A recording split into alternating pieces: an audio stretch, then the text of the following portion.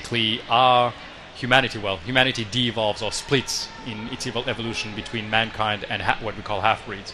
Yesterday we answered one of the questions about who the half-breeds were, the Lycans. Right. It's one species of half-breeds. There are more, but the ones that we're concentrating on here are the werewolves and Lycans. So we're talking about, obviously, the year 1886, but the story kind of peels itself back to centuries ago, where they talk about the half-breed sort of coming and the plight between the humans and the half-breed. How much are we going to really uncover about the history leading up to the year they're in? There's going to be quite a few things. You're going to find out I don't want to say everything about it, but you will definitely find out a lot of things about how the game plays, technology, and what they had back then. But when we see the gorgeous gameplay, by the way, we obviously can tell that they're a bit more advanced than they actually were in that year. I'm curious a little bit more about how you guys approach the whole concept of developing technology. I mean, you've merged sort of time frames really well.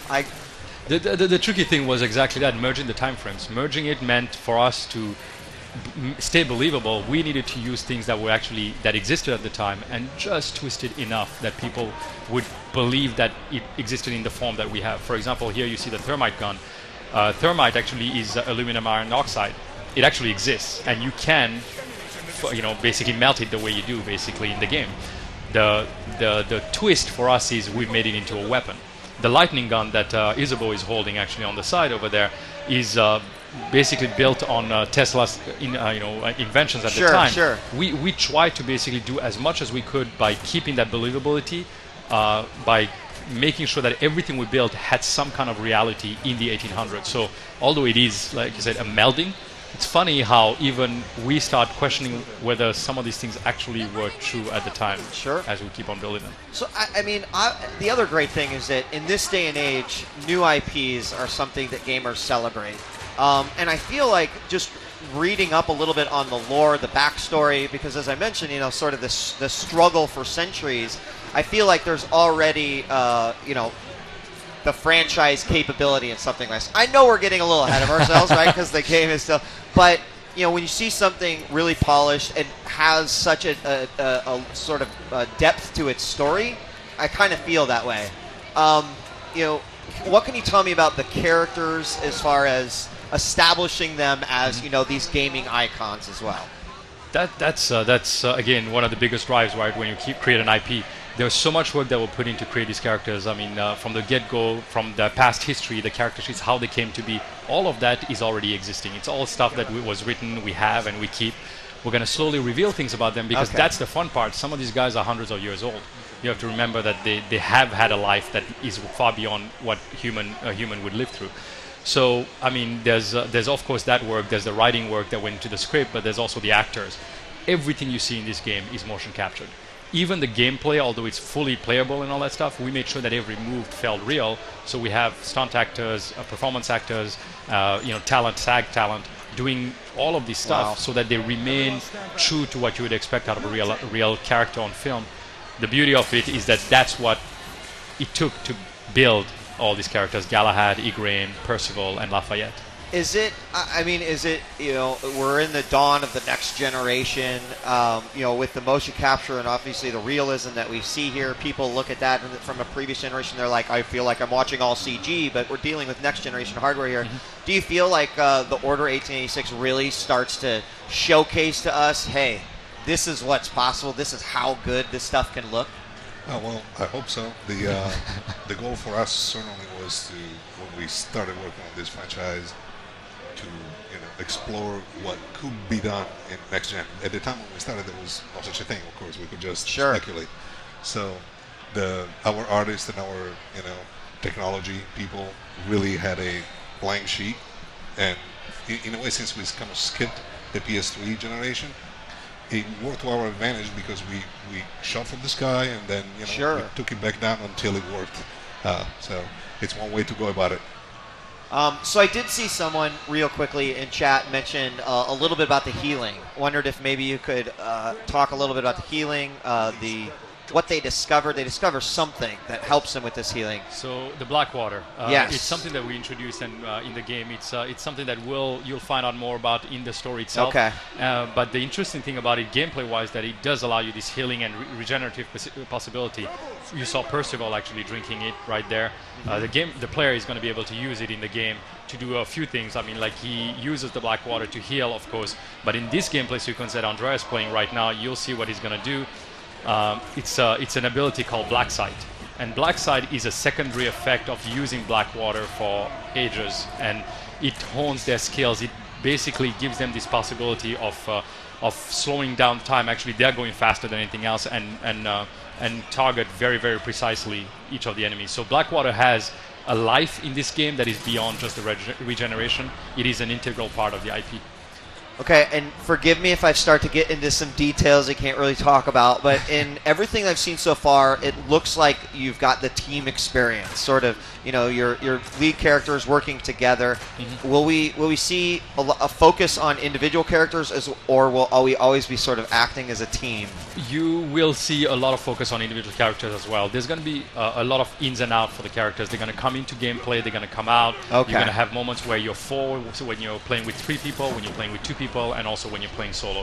It's really about, the game is going to be seen through the eyes of Galahad, and it's really about reinforcing his character, reinforcing his storyline through these interactions. Okay, fantastic. Well, the game looks gorgeous. Another question was, can you give us any indication on, the locales? Is it mostly take place in London? Can you give us any, do we know where we might go and what we might see? Well, it is placed in London, the whole game, but every part of London you can imagine, from undergrounds to, special places we're not going to talk about right now. Okay, I'm okay with that. It's certainly not all going to be Whitechapel. In fact, there are going to be lots of locations that are actually very colorful and very drastically different art style, just so that, people don't think that it's all with this kind of a depressing, section. Hey, it's a grim time. Right? Hey, the half-breeds, they've got to be controlled. Yeah. So Whitechapel was very dirty and very violent during this time. What are you guys excited? You've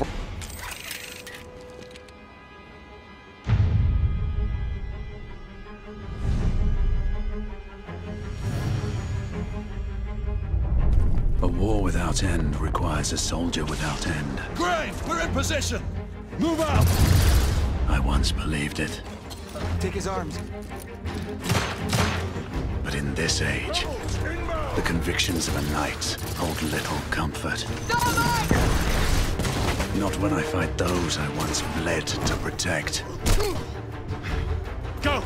And still bleed to protect a peace that was lost long ago. Grain, Lafayette, I'll need you to provide cover. As we wrest hollow victories on the streets of London.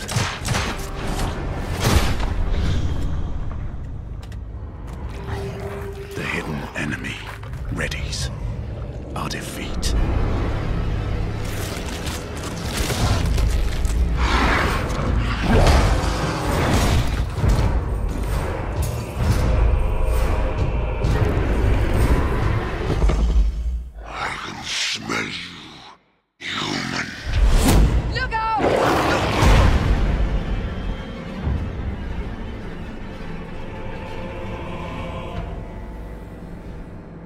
Save your prayers, Lafayette.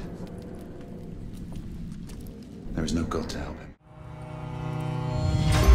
The blood that binds us is our covenant. A reminder of our legacy, of a time when darkness threatened the very existence of mankind. We forged our blades, gathered our ranks, and began our vigil in our relentless pursuit of evil in all forms.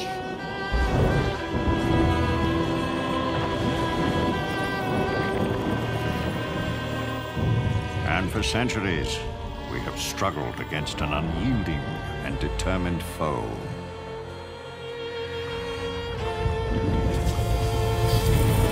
But now, the age of old has given way to a new era. An age of industry, progress has led to unrest, sedition, and rebellion. Enemies old and new now wage war against us on every front. The world changes, but our duty remains the same. We shall stand. We shall prevail. And order shall be restored.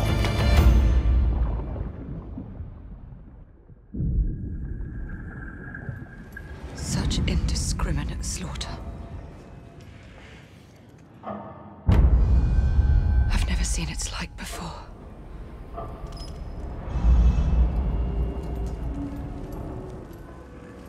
I'd say we should be prepared for anything.